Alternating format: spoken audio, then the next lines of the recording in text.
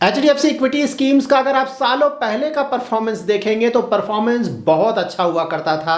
उसके बाद के कुछ सालों में परफॉर्मेंस बिल्कुल भी अच्छा नहीं रहा था और अब रीसेंट टाइम्स में फिर से उनका परफॉर्मेंस काफ़ी अच्छा हो गया है। इनफैक्ट HDFC के ज़्यादातर इक्विटी स्कीम्स अपने रिस्पेक्टिव कैटेगरी के टॉप 3 फंड्स में परफॉर्मेंस वाइज आपको मिल जाएंगे। तो अगर आपने HDFC के इक्विटी स्कीम्स में अपना इन्वेस्टमेंट किया है या फिर इन्वेस्टमेंट स्टार्ट करना चाहते हैं तो ये वीडियो आपके लिए है। प्रोनेसिस इन्वेस्टर एकेडमी के इस ब्रांड न्यू वीडियो में आप सभी का बहुत बहुत स्वागत है। इस वीडियो में हम HDFC के सारे इक्विटी फंड्स का पास्ट परफॉर्मेंस चेक करेंगे और उसके बेसिस पे हम कुछ टॉप HDFC के फंड्स सेलेक्ट करेंगे और उसका डिटेल रिव्यू करेंगे। उस डिटेल रिव्यू में हम जानेंगे उनका इन्वेस्टमेंट स्टाइल, उनका market cap allocation, sector allocation और स्टॉक पोर्टफोलियो। और इन सारे डिटेल्स को चेक करते वक्त हमें यह भी पता चल जाएगा कि HDFC के फंड जो कि सालों से इतना ज़्यादा अंडर परफॉर्म कर रहे थे, ऑल ऑफ अ सडन उनका परफॉर्मेंस इतना ज़्यादा अच्छा कैसे हो गया। अगर आप अपना इन्वेस्टमेंट नॉलेज बढ़ाना चाहते हैं ताकि आप खुद से अपना इन्वेस्टमेंट मैनेज कर सकें तो उसके लिए आप प्रोनेसिस इन्वेस्टर एकेडमी के यूट्यूब वीडियोस को रेगुलरली वॉच करें। तो अगर अभी तक आपने हमारा यूट्यूब चैनल सब्सक्राइब नहीं किया है तो जरूर सब्सक्राइब करें। और अगर आपका कोई भी इन्वेस्टमेंट रिलेटेड क्वेरी है तो आप हमारा एवरी सैटरडे 7:30 to 8:30 PM का यूट्यूब लाइव स्ट्रीम ज्वाइन कर सकते हैं। उस लाइव स्ट्रीम में हम ट्राई करते हैं कि आपके ऑल इन्वेस्टमेंट रिलेटेड क्वेरीज को हम आंसर करें।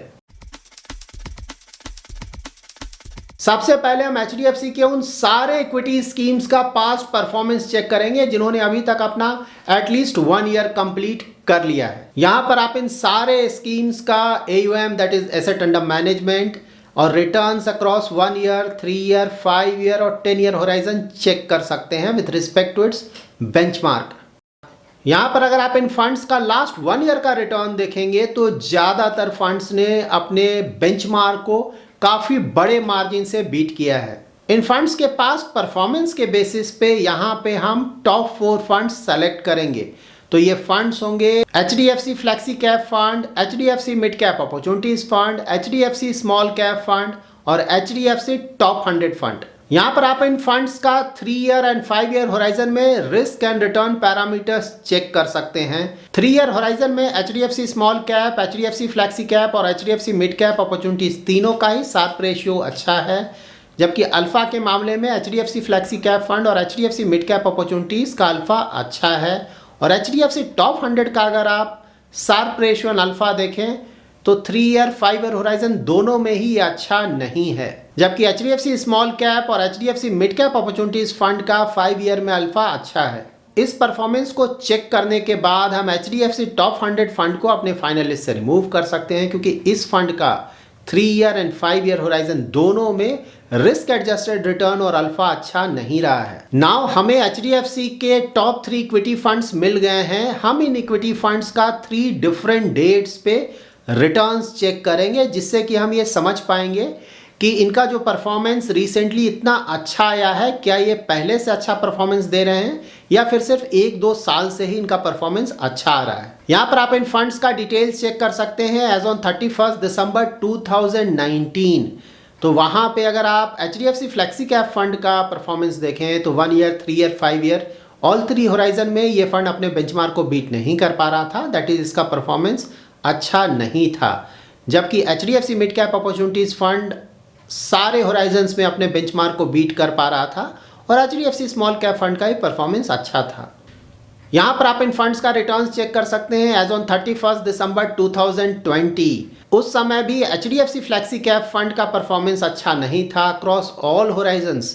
ये फंड अपने बेंचमार्क को बीट नहीं कर पा रहा था, जबकि HDFC mid cap opportunities fund और HDFC small cap fund 1 year में तो अपने बेंचमार्क के आसपास से रिटर्न जनरेट कर पा रहे थे, दैट इज थोड़ा कम रिटर्न जनरेट कर पा रहे थे, लेकिन उस समय इनका 3 ईयर, 5 ईयर और 10 ईयर का रिटर्न अच्छा था। यहाँ पर आप इन फंड्स का रिटर्न्स चेक कर सकते हैं एज ऑन 31 दिसंबर 2021। तो यहाँ पे HDFC फ्लेक्सी कैप फंड और HDFC स्मॉल कैप फंड का लास्ट 1 ईयर का रिटर्न अच्छा है, जबकि HDFC mid cap opportunities fund का 1 ईयर का रिटर्न अच्छा नहीं रहा है।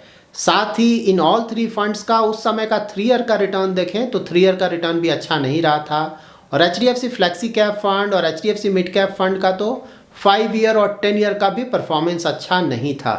अभी हमने इन 3 फंड्स का जो पास्ट परफॉर्मेंस चेक किया है उससे क्वाइट क्लियर है कि पास्ट में इन फंड्स का जो परफॉर्मेंस है वो कंसिस्टेंट नहीं है, दैट इज कंसिस्टेंटली अच्छा रिटर्न जनरेट नहीं कर पा रहे हैं। किसी टाइम पीरियड में परफॉर्मेंस ठीक है तो किसी टाइम पीरियड में परफॉर्मेंस अच्छा नहीं है। So out of these 3 funds past performance wise अगर आप रैंकिंग दे तो HDFC स्मॉल कैप फंड को आप नंबर 1 रैंक दे सकते हैं, HDFC mid cap opportunities fund को आप नंबर 2 रैंक दे सकते हैं और HDFC फ्लेक्सी कैप फंड को आप नंबर 3 रैंक दे सकते हैं। यहाँ पे आप ध्यान रखें कि ये जो भी डिटेल्स मैं आपको बता रहा हूँ वो सिर्फ HDFC के इक्विटी फंड्स के रिलेटिव टू हैं। अगर आप जानना चाहते हैं कि पूरे म्यूचुअल फंड इंडस्ट्री में सारे इक्विटी फंड्स में टॉप फंड्स कौन से हैं तो उसके लिए हमने ऑलरेडी डिटेल वीडियो पब्लिश किया हुआ है। इसमें जो भी डिटेल्स मैं डिस्कस कर रहा हूँ वो सिर्फ HDFC के इक्विटी फंड्स के बारे में है। यहाँ पर आप इन फंड्स का expense ratio, portfolio price to earning, annual turnover और फंड मैनेजर डिटेल्स चेक कर सकते हैं।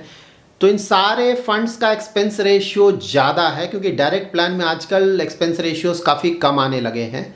और अगर आप इनका एनुअल टर्नओवर देखें तो एनुअल टर्नओवर ज़्यादा नहीं है। इसका मतलब ये हुआ कि ये funds mostly bye and hold strategy को फॉलो करते हैं, दैट इज़ ये अपने स्टॉक पोर्टफोलियो में स्टॉक्स का ज़्यादा बाय एंड सेल नहीं करते हैं। HDFC स्मॉल कैप फंड और HDFC mid cap opportunities fund को सालों से मिस्टर चिराग मैनेज करते हैं एज अ फंड मैनेजर, जबकि HDFC फ्लेक्सी कैप फंड को पहले मिस्टर प्रशांत जैन मैनेज करते थे और अब इसे मैनेज करती हैं मिस रॉसी जैन। यहाँ पे सबसे इंटरेस्टिंग पार्ट है इनका पोर्टफोलियो प्राइस टू अर्निंग। इन सारे फंड्स का पी रेशियो काफ़ी कम है। अगर आप इनका पी रेशियो कंपेयर करेंगे दूसरे फंड्स के साथ सेम कैटेगरी में तो वहाँ पे दूसरे फंड्स का आपका पी रेशियो देखने को ज़्यादा मिलेगा।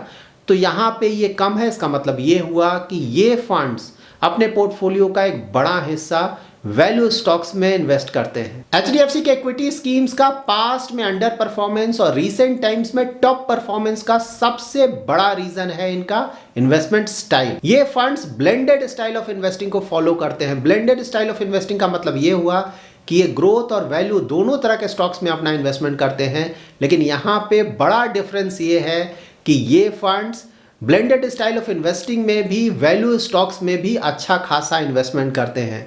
जबकि अगर आप दूसरे म्यूचुअल फंड कंपनीज के इक्विटी स्कीम्स का इन्वेस्टमेंट स्टाइल देखेंगे तो वहाँ भी ज़्यादातर funds blended style of investing को ही फॉलो करते हैं, लेकिन वहाँ पे ग्रोथ स्टॉक्स का आपको एक्सपोजर बहुत ज़्यादा मिलेगा जबकि रिलेटिवली वैल्यू स्टॉक्स का एक्सपोजर काफ़ी कम मिलेगा। जब हम इन फंड्स का स्टॉक पोर्टफोलियो चेक करेंगे तो वहां पे आपको ये क्लियरली पता चल जाएगा कि वैल्यू स्टॉक्स में इनका इन्वेस्टमेंट कितना ज्यादा है। HDFC फ्लेक्सी कैप फंड में ऑलमोस्ट पूरा इन्वेस्टमेंट लार्ज कैप के स्टॉक्स में ही है। यहाँ पे मिड कैप और स्मॉल कैप में एक्सपोजर काफी कम लिया गया है। HDFC mid cap opportunities fund में मिड कैप के साथ साथ लार्ज कैप और स्मॉल कैप के स्टॉक्स में भी एक्सपोजर लिया गया है और HDFC स्मॉल कैप फंड में अगेन स्मॉल कैप स्टॉक्स का एक्सपोजर काफ़ी ज़्यादा है और लार्ज कैप और मिड कैप के स्टॉक्स में एक्सपोजर काफ़ी कम है।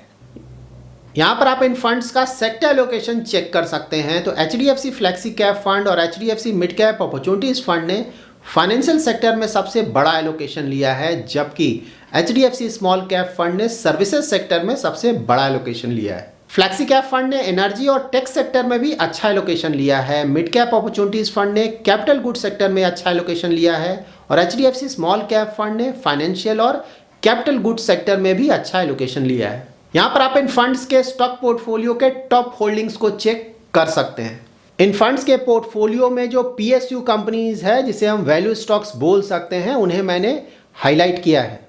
HDFC फ्लेक्सी कैप फंड का अगर आप स्टॉक पोर्टफोलियो देखेंगे तो यहाँ पे PSU में आपको SBI, NTPC और ONGC मिल जाएगा। साथ ही अगर आप इनके नीचे के पोर्टफोलियो को चेक करेंगे तो वहाँ भी आपको Hindustan aeronautics, bank of Baroda, Bharat dynamics और भारत पेट्रोलियम जैसे PSU कंपनीज मिल जाएंगे। तो यहाँ पे आपने क्लियरली देखा है कि इस फंड में PSU स्टॉक्स का एक्सपोजर काफ़ी ज़्यादा है और रिसेंट टाइम्स में हमने देखा है कि PSU स्टॉक्स का परफॉर्मेंस रिलेटिवली अच्छा रहा है।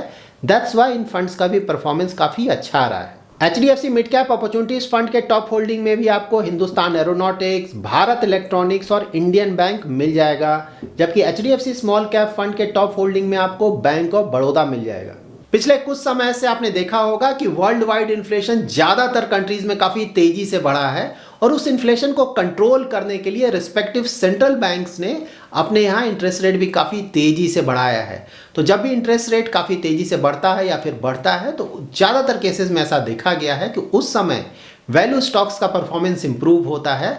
वैल्यू स्टॉक्स वैसे स्टॉक्स होते हैं जिनका ग्रोथ रेट काफ़ी ज़्यादा नहीं होता है, तो उस तरह के स्टॉक्स का जो वैल्यूएशन है वो भी ज़्यादा नहीं होता है। जबकि ग्रोथ स्टॉक्स जो होते हैं वहाँ पे ग्रोथ रेट काफ़ी ज़्यादा होता है, लेकिन उनका सेल्स ग्रोथ या प्रॉफिट ग्रोथ उस और फ्यूचर में भी हम एक्सपेक्ट करते हैं कि उनका ग्रोथ काफ़ी ज़्यादा आएगा। दैट्स वाई उनका जो वैल्यूएशन होता है, net price to earning ratio, वो काफ़ी ज़्यादा होता है। तो जब भी इंटरेस्ट रेट ऊपर जाते हैं तो जनरली देखा गया है कि वैल्यू स्टॉक्स का परफॉर्मेंस अच्छा होता है, जबकि ओवर वैल्यूड ग्रोथ स्टॉक्स का परफॉर्मेंस अच्छा नहीं आता है। दैट्स वाई HDFC के इक्विटी स्कीम्स का हमने लास्ट 1 ईयर का रिटर्न देखा है, बहुत ज़्यादा अच्छा है, क्योंकि उनका बहुत बड़ा एक्सपोजर है वैल्यू स्टॉक्स में, वैल्यू स्टॉक्स में भी PSU स्टॉक्स में। जबकि अगर आप एक्सिस के इक्विटी फंड्स का परफॉर्मेंस देखें तो ऑलमोस्ट 2 ईयर से उनका परफॉर्मेंस बिल्कुल भी अच्छा नहीं रहा है ज़्यादातर इक्विटी स्कीम्स का। उसका एक बड़ा रीज़न ये है कि वो funds growth style of investing को फॉलो करते हैं, दैट इज अपना ऑलमोस्ट पूरा इन्वेस्टमेंट सिर्फ ग्रोथ स्टॉक्स में ही करते हैं, और ग्रोथ स्टॉक्स का परफॉर्मेंस रीसेंट टाइम्स में अच्छा नहीं रहा है। अगर आपने HDFC के इक्विटी फंड्स में अपना इन्वेस्टमेंट ऑलरेडी किया हुआ है या फिर करने वाले हैं तो यहाँ पे आप ध्यान में रखें कि अगर वैल्यू स्टॉक्स का परफॉर्मेंस अच्छा रहता है तो इन फंड्स का भी परफॉर्मेंस काफ़ी अच्छा रहेगा, और अगर वैल्यू स्टॉक्स अंडर परफॉर्म करते हैं तो उसका निगेटिव असर इन फंड्स के परफॉर्मेंस पे भी पड़ेगा। नेक्स्ट फ्यू ईयर्स में हमें HDFC के इक्विटी फंड्स का इन्वेस्टमेंट स्टाइल पे भी ध्यान रखना होगा, क्योंकि प्रशांत जैन ज़्यादातर वैल्यू स्टॉक्स को बहुत ज़्यादा इंपॉर्टेंस देते थे। दैट्स वाई ज़्यादातर फंड्स में वैल्यू स्टॉक्स का एक्सपोजर काफ़ी ज़्यादा था। अब जबकि प्रशांत जैन HDFC म्यूचुअल फंड के साथ नहीं है, तो ये देखना इंटरेस्टिंग होगा कि अभी जो फंड मैनेजर्स हैं वहाँ पे वो क्या अभी भी वैल्यू स्टॉक्स को उतना ही ज़्यादा इंपॉर्टेंस दे रहे हैं या फिर फ्यूचर में देंगे, या फिर स्लोली वो वैल्यू स्टॉक्स से अपना एक्सपोजर कम करेंगे। So that's it in this video. अगर आपको ये वीडियो पसंद आया है तो जरूर लाइक एंड शेयर करें, और अगर अभी तक आपने हमारा यूट्यूब चैनल सब्सक्राइब नहीं किया है तो जरूर सब्सक्राइब करें। Thanks lot for watching.